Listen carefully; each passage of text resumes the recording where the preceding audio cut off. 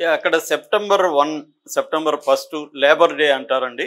మనకి ఇక్కడ మే డే లాగా అక్కడ మే డే కూడా అక్కడ కూడా ఉంటుంది. ప్లస్ లేబర్ డే ఉంటుంది. ఎందుకంటే 1894లో జరిగిన వర్కర్స్ ఉద్యమం నుంచి అప్పుడు దాన్ని లేబర్ డేగా ప్రకటించారు. 19th సెంచరీలో వర్కర్స్ 8 గంటల పని విధానం కోసం, మిగతా శాలరీలు పెంచుకోవడం కోసం, అక్కడ వర్కింగ్ కండిషన్స్ బెటర్గా ఉండడం కోసం ఉద్యమాలు చేశారు. ఆ ఉద్యమాల నుంచి ఆ రోజుని సెప్టెంబర్ 1ని లేబర్ డేగా పిలుస్తారనమాట. అంటే 250 ఏళ్ల నుంచి లేబర్ డే జరుపుతారు అక్కడ.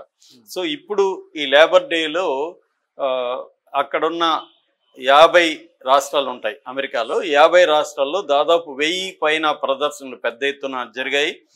ముఖ్యంగా Boston, New York, Chicago, Los Angeles, San Francisco, Seattle ఇలాగా అన్ని పెద్ద నగరాల్లో కూడా చాలా పెద్ద ఎత్తున అంటే వేల మంది ప్రతి చోట కూడా పాల్గొన్నారు. దీన్ని ఎవరు చేశారు అంటే అక్కడ వన్ ఫైర్ వేజ్ అనే ఒక ఆర్గనైజేషన్ ఉంది, అట్లాగే మే డే స్ట్రాంగ్ అని ఇంకొక ఆర్గనైజేషన్ ఉంది, అట్లాగే ఏఎఫ్ఎల్ సిఐఓ అని ఇంకొక ఆర్గనైజేషన్ ఉంది. ఈ 3 ఆర్గనైజేషన్లు ప్రధానంగా కలిసినాయి, యునైటెడ్ అయినాయి. దీంతో పాటు సర్వీస్ వర్కర్సు, తర్వాత ఫెడరల్ వర్కర్స్ అంటారు. ఫెడరల్ అంటే అక్కడ మనం ఇక్కడ సెంట్రల్ గవర్నమెంట్ అంటే అక్కడ ఫెడరల్ గవర్నమెంట్, అది ఫెడరల్ స్ట్రక్చర్ అనమాట. స్టేట్కి సపరేట్ స్ట్రక్చరు, ఫెడరల్గా నేషనల్ వైడ్గా ఉండే స్ట్రక్చర్ని federal structure. So federal workers, immigration rights groups, civil rights groups, progressive city leaders, ఇలాగ అనేక మంది దీంట్లో పాల్గొన్నారు. ఇది ఒక కోఆర్డినేటెడ్ ఆందోళన అనమాట. 1 వీక్ ఆందోళనకు పిలిపించారు. సో ఒక రకంగా అల్లకల్లోలం నెలకొనినట్టుగా చెప్పచ్చు. అయితే దీని వెనక ఇటు మన మోడీ, పుతిన్, తర్వాత జిన్పింగ్ చైనీస్ ప్రెసిడెంటు, తర్వాత north Korea president Kim Jong, వీళ్ళు ఈ మధ్య కలిసారు కాబట్టి చైనాలో, వీళ్ళందరూ కలిసి కుట్ర చేసి అక్కడ ఆయా దేశాల ప్రజలు అక్కడ ఉంటారు కాబట్టి వీళ్ళ ద్వారా అక్కడ రెచ్చగొట్టి చేశారు. ట్రంప్కి వాడి దేశంలోనే ఎసురు పెట్టాలన్న ప్లాన్తో చేశారు. ఎందుకంటే అక్కడ 54 లక్షల మంది ఇండియన్స్ ఉన్నారు, చైనీస్ ఇంకా ఎక్కువ ఉన్నారు, అట్లా నార్త్ కొరియా, వీళ్ళంతా రష్యన్స్. సో వాళ్ళందరినీ ఇండియన్ ఆర్గనైజేషన్స్ ఇవన్నీ కలిపి అక్కడ వాళ్ళని రెచ్చగొట్టారు. దాంతో వాళ్ళకి ఆల్రెడీ ప్రాబ్లమ్స్ ఉన్నాయి కాబట్టి ఇది జరిగింది అనేది ఒక వార్త. అయితే మనకి అఫ్సెల్గా అయితే నేను చెప్పిన సంస్థలే అక్కడ పనిచేస్తాయి.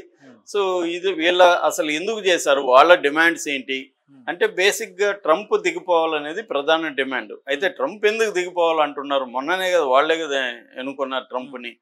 అనుకున్నప్పుడు ఏమైందంటే ట్రంప్ అమెరికా ఫస్ట్ అనే పాలసీతో కొన్ని పిచ్చి పనులు చేయడం మొదలుపెట్టాడు. అవి అమెరికన్ ఎకనామీకి దెబ్బ తగలడం మొదలుపెట్టింది. ఫస్ట్ వాళ్ళ డిమాండ్ ఎకనామిక్ జస్టిస్ అంటారు. అంటే మినిమం వేజెస్ లేవు వాళ్ళకి. మినిమం వేజెస్ ఫెడరల్ గవర్నమెంట్లో మినిమం వేజెస్ $7.25 per hour ఉంది. అది వాళ్ళకి సరిపోవట్లేదు. వాళ్ళకి దాన్ని పెంచాలనేది ప్రధానమైన డిమాండ్. మొన్ననే హ్యూస్టన్లో 400 హోటల్ వర్కర్స్ సమ్మె చేశారు. వాళ్ళ డిమాండ్ కూడా ఏంటంటే గంటకి $16.5 నుంచి $23 పెంచాలనేది వాళ్ళ డిమాండ్.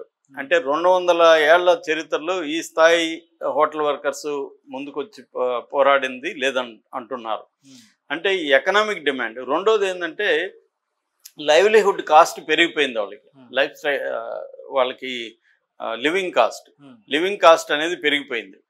అంటే మామూలుగా మనకి 3 రకాల నీడ్స్ ఉంటాయని ఫ్రెంచి హిస్టోరియన్ ఫెర్నాండ్ బ్రాడెల్ చెప్తాడు. Living needs, livelihood needs, life style needs. Living needs అంటే కూడుగుడు గుడ్డ బతకడానికి బేసిక్గా. లైవ్లీహుడ్ నీడ్స్ అంటే ఈ లివింగ్ నీడ్స్ కోసం సంపాదించుకోవాలి. మూడోది లైఫ్ స్టైల్ అనే దానికి అంతం లేదు.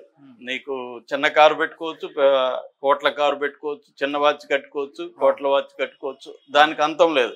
కానీ లివింగ్ నీడ్స్ అనేవి కాస్ట్లు పెరిగిపోయినప్పుడు లైవ్లీహుడ్ అనేది దాన్ని సపోర్ట్ చేసే లైవ్లీహుడ్ లేనప్పుడు క్రైసిస్ వస్తుంది. అది అమెరికాలో మొదలైంది.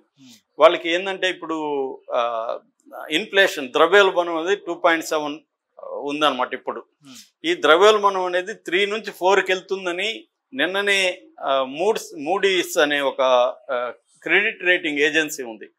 దాంట్లో చీఫ్ ఎకనామిస్టు మార్క్ జండి అని ఆయన హెచ్చరించాడు. అంటే ఈయన 2008లో ఎకనామిక్ డిప్రెషన్ వచ్చినప్పుడు కూడా, ఆర్థిక మాంద్యం వచ్చినప్పుడు కూడా ఈయనే ఫస్ట్ హెచ్చరించాడు అప్పట్లో.